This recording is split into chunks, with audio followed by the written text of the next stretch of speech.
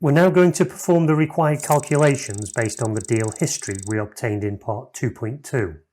For the purposes of this tutorial, I'm going through an iterative process here in order to explain the process that we're taking. And at each stage, I'll be outputting information to the diagnostic file that we saw a moment ago. In reality, of course, we wouldn't do this, but it just helps to explain what we're doing as part of this tutorial. So the first thing we're going to do is perform a manual calculation of profit factor using the standard mechanism. So here we're simply iterating through the array that we populated a moment ago, and for every positive net profit, we're adding that value onto the sum of the profit, and for every losing trade, we're adding that into the sum of the losses. And so as you know then, the calculation for the standard profit factor is simply the sum of the profit over the sum of the losses, which we're doing here. And then we output that information to the diagnostic file, which we'll take another look at in a moment. Next, we move on to the calculation of what I'm calling a relative profit factor. And this is an intermediate step which uses the relative size of the profit and loss based on the position size. So we reset our values at this point, and again we iterate through the position array that we created previously. And here we're simply dividing the net profit value by the position volume of that particular trade. And this gives us a normalized profit value. Then based on that, again, if that's positive, we add it into our sum of profit, and if it's negative, then it becomes one of the losses. And the rest of the calculation is identical to the first. And again, we then output that information to the diagnostic file, which we'll take a look at in a moment. Now, the third step uses the relative profit values that we calculated a moment ago, but then removes all of the trades that we classify as extreme and affected by some kind of news event before we perform our profit factor calculation. So in order to help us to classify those extreme trades, we do two things. First of all, we calculate the mean profit, and we also calculate the standard deviations of profits. And then I classify any extreme trade as being one that stands outside of 4 standard deviations away from that mean value. So in the same way, we iterate now through each of the profit arrays, but we first do a check to see if this particular value stands outside that 4 standard deviations from the mean. So to do that, we look to see if the profit is less than the mean minus 4 standard deviations or greater than the mean plus 4 standard deviations. So it's excluding both those trades that have been positively affected by some news event and also those that have been negatively affected as well. Now, if that's the case, all we do is increment this variable here, which tells us how many trades have been excluded. If that wasn't the case, then we perform our calculations in the same way we did previously. So any trade that is within 4 standard deviations of the mean will have its calculation performed here. And then the final calculation is exactly the same. It's just that these values don't have those extreme trades as part of their values. And once more, we output this information to the diagnostic file. So what I'm now going to do is to run this system in MetaTrader. And at the moment, I'm just going to run a single backtest. So instead of an optimization, it will just be a normal backtest. So I'm going to be running this test over a 10-year period.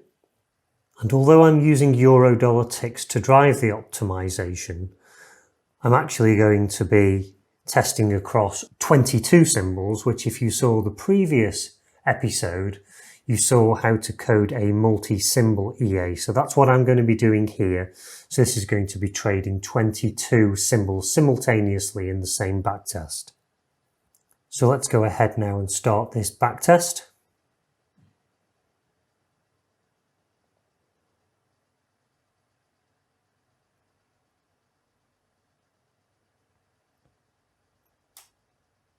Now this will probably take a while to run because it's processing 22 symbols, as I said. So we'll come back to this in a moment when it's completed.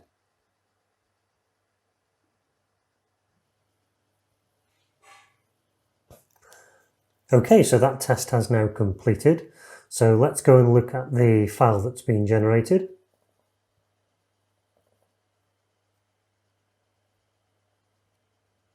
So we've got the details of each of the deals like we saw before, but if we go to the bottom of this file, you can see we've got this additional information that we've written out to do with the 3 different calculation methods. So the first one is the standard profit factor calculation that we undertook manually ourselves. And you can see that that's coming in at 1.11. Now, if we go back to MetaTrader to look at the backtest statistics, you can see here that the profit factor that's being calculated by MetaTrader is also coming out at 1.11. So we know we've done that calculation correctly. Now, the second value, if you remember, is the one that's being performed using relative profit and loss values. So relative to the position size, and that's this one here. So using this method, there's a fairly sizable difference in the value of that profit factor. It's now coming out at 1.14. Now clearly some parameter values will give values which are higher than the standard, and others will give values that are lower than the standard way of calculating it. And this is sure to have an impact on the parameter values that get selected as part of the optimization. But as I said before, this is just an intermediate part of the calculation, and the second part was the extraction of the trades that caused skewing of the results due to being impacted by news events, either positively or negatively. And that's the information that we see at the bottom of the screen here. So first of all, we can see that there was a total of 10,765 trades in total that were executed, and we can see that 121 of those trades was outside the 4 standard deviations from the mean. So that represents just over 1% of trades. And if you remember what I said in episode 5, this is the sort of percentage that I'm targeting to remove from the calculations as a result of eliminating those trades affected by news. So 4 standard deviations does that quite effectively.